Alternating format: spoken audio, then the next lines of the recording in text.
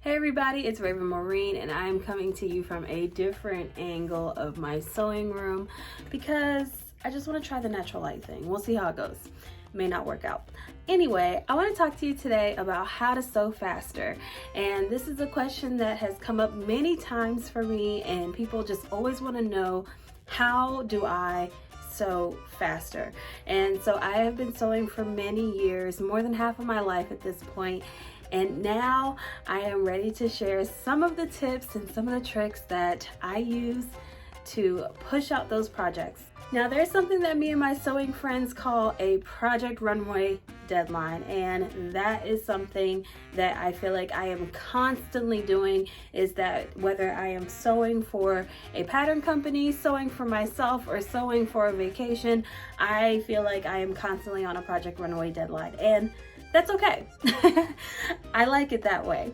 So let's get into these tips. Tip number 1. Batch cut. Now this is something that I have talked about at length on Instagram. Sundays for me are for batch cutting, and I have not the best back, so it's something that I just like to get out of the way and just make sure that it's done and it's complete. And so I have bed risers on my table to make it a little bit easier for me. But if you know what you're sewing ahead of the week, go ahead and cut those pieces and be done.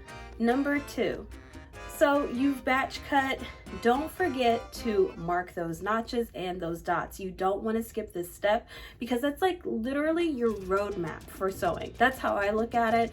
And so if I don't have notches and proper dots, and just things marked the way I like for them to be, then I just feel lost in my project, and then I have to go back and whip my marker back out and just kind of like go through the process all over again. If I folded up the pattern piece, then I've got to take that back out, and by the end of it I've lost 45 minutes when all I had to do was mark that dot when I was batch cutting. Number 3, minimize movement and create an assembly line. So what do I mean by that? Make sure that your sewing space makes sense. For me, I like to keep pins at every station. So I have a push pin at my cutting table, I have a push pin beside my sewing machine, and I have a push pin over there by my iron.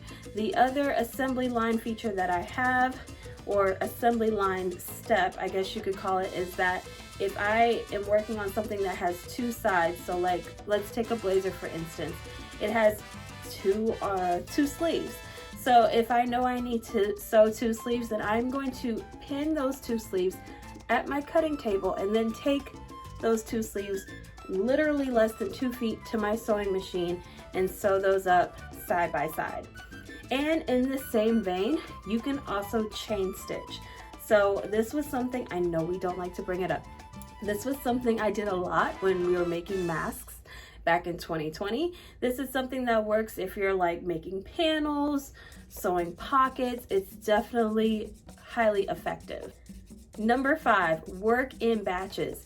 So for example, say you've got a 6-tier gorgeous dress and it has all of these gathers and you're like, oh my gosh, how am I gonna get all these gathers done? Let me tell you the trick. What I do is I turn that stitch dial to 5.0 and I make my rows for every single tier. Then I switch my stitch length back to the normal 2.5 or 2.0, whatever you've got. And then I sew those up and I, pull the thread as I need to. So you're working in batches, but also working more effectively. That way you're not having to interchange features so much, right? Number 6. So when you've got your sewing project picked out, you want to gather all those supplies. Make sure you have everything you need. If you know you need buttons, get those buttons out. If you know you need a zipper or a certain foot to sew something, get that out too. Pick out your thread, get every single item that you need. And let's talk about tools and other pieces that you're going to need in your project. I make sure that my bobbin is full. If I know it's going to be maybe like a dress or something, I may not need a second bobbin. So I just make sure that first bobbin is full of the thread that I need. And if I know that this is going to be a lengthy project, maybe I'm working on a 3-piece suit or a pair of jeans, I like to make sure I have 2 bobbins already ready to go. Number 7, use tools that will help you work faster. So if you've got a loop turner or a bodkin, And if you've watched my videos, then you know what those are. Go ahead and invest in those and make sure that you learn how to use them. And when it's time to pull that elastic through or pull a strap through, you know exactly what to use and how to do it the quickest way possible. Number 8, use basic thread. Now, we don't want to say basic, but 90% of the time I am using white thread in my projects, unless it's something that is clearly obviously a different color. But I like to use white thread because it does help things go a little bit faster, and especially if you're not top stitching anything, it just makes things easier. You're not having to run out and find a specific thread color or anything like that. So yeah, use a basic thread. Number 9, now this one is arguably, let's just say this one is controversial. So number 9, use fewer pins or clips. Now, I'm gonna put like a disclaimer with this. Use fewer pins or clips if you have like a long, like straight stitch that you're going to do.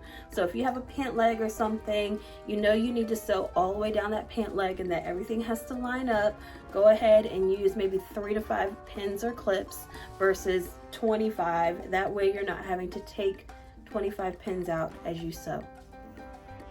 Number 10, you've grabbed your pattern, you're so excited for your project. The one thing you want to do is read your pattern instructions. Go through them once over, look at the diagrams if they have any, and just make sure that you're familiar with all the steps, right? And if you're not familiar with those steps, try to find something on YouTube University that can kind of help you navigate through that. Look up any sew-alongs that it may have, watch the sew-alongs, maybe watch the pattern review that comes with that, and see if there's any obstacles that you could be facing in the future when you're making this pattern. But I highly recommend that you read it, close your eyes, think about the steps and whatnot, and then when it's time for you to do the pattern or to sew it up, it's almost like you're doing it in your sleep. And I also recommend the same step for if there is a sewing tutorial to go with the pattern. So, you know, with Simplicity and McCall's and Big 5, there's usually a sewing tutorial to go with those patterns. I highly recommend watching the entire sewing tutorial from start to finish, then making sure that you more or less understand the steps and whatnot. And then when it gets time for you to do that project, go ahead and rewatch that sewing tutorial as you're doing those steps. Number 11, work within your bandwidth.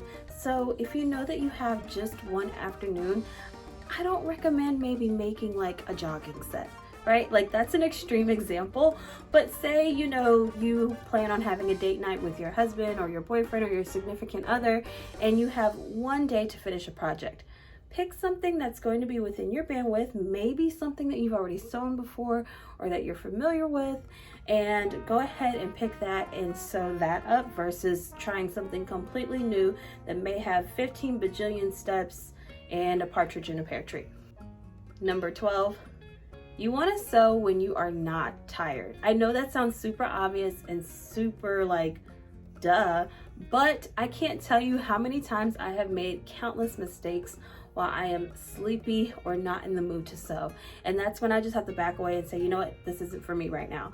So I highly recommend that if you know you have the most energy in the morning, get up and sew in the morning. Or if you know that you're not feeling well, maybe put that project to the side and pick it back up later when you feel better. All right, you guys, that's it for today. Make sure to let me know in the comments any additional tips that you may have for sewing faster, or which piece of advice stuck out to you more. And if you're not following me already, you can go ahead and follow me right here on TikTok. And if you're not following me already, you can follow me right here on YouTube, Instagram, TikTok, and Threads at Raven Maureen. I will see you all next time. Bye.